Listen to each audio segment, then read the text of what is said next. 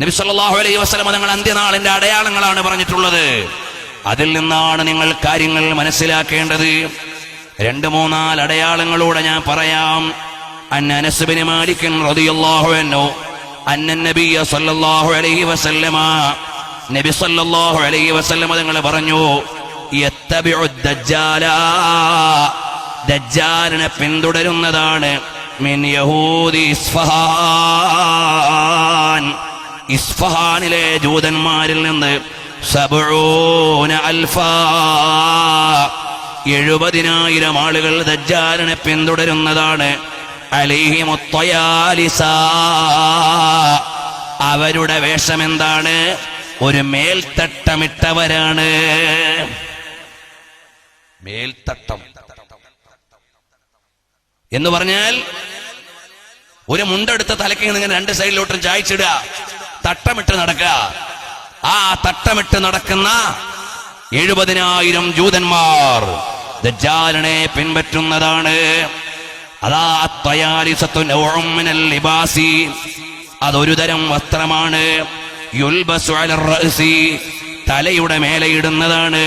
വയുസ്ദലു അലാ ബഖിയത്തിൽ ബദനി, 2 ഭാഗത്തേക്കും ഇങ്ങനെ തൂക്കിയിടുന്നതാണ്.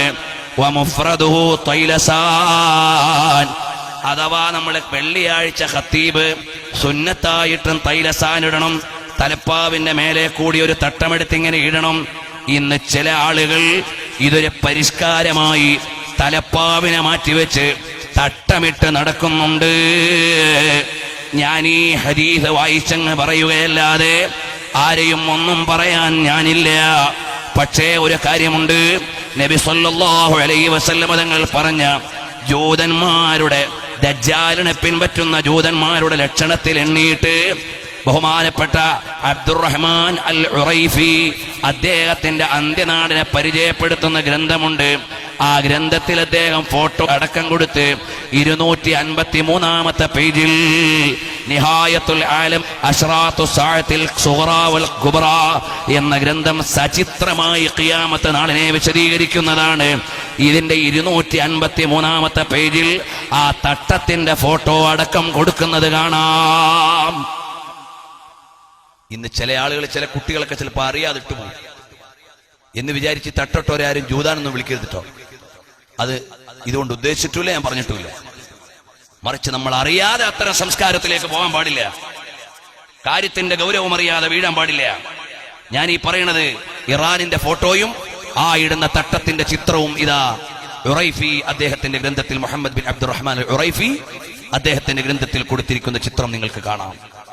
ഇതുപോലെ ആളുകൾ പല സംസ്കാരത്തിലേക്കും പോവാണ്. നബി സല്ലല്ലാഹു അലൈഹി വസല്ലം തങ്ങൾ പറഞ്ഞില്ലേ, യതത്തബിഅന്ന സനലല്ലദീന മിൻ ഖബലികും ശിബ്റൻ ബിശിബ്റാ, മുഴത്തോട് മുഴം, ചാണോട് ചാൺ ജൂതന്മാരെയും ക്രിസ്ത്യാനികളെയും പിൻപറ്റുന്ന ഒരു ജനത വരും. മഅദല്ലാഹ്, അല്ലാഹു നമ്മളെ കാത്തുരക്ഷിക്കട്ടെ. അപ്പൊ നമ്മൾ സൂക്ഷിക്കണം. ചില ആളുകൾ തലപ്പാവ് തട്ടിക്കളഞ്ഞിട്ടാണ്, തലപ്പാവിനെ മാറ്റിവെച്ചുകൊണ്ട് ഇത്തരം വേഷത്തിലേക്ക് മാറുന്ന ആളുകളുണ്ട്. അങ്ങനെ അതിൽ പെട്ടുപോകാൻ പാടില്ല.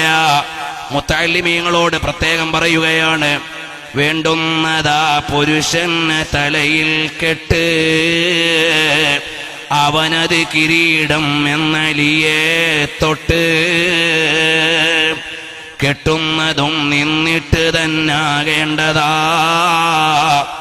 ഇരുന്നിട്ട് സയ്യിദുനാലി കെട്ടാത്തതാ, നബിക്കുള്ള തൃക്കൈ കൊണ്ട് തലയിൽ കെട്ട്, കെട്ടിക്കൊടുത്തിട്ടലിയ ഖൈബറിൽ വിട്ട്,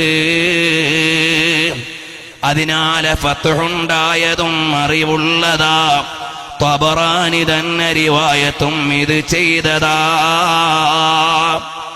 ഇതുപോലെ തുഹഫയിലുണ്ട് 2-ാം ഭാഗമിൽ 475 പേജ് അവസാനമിൽ.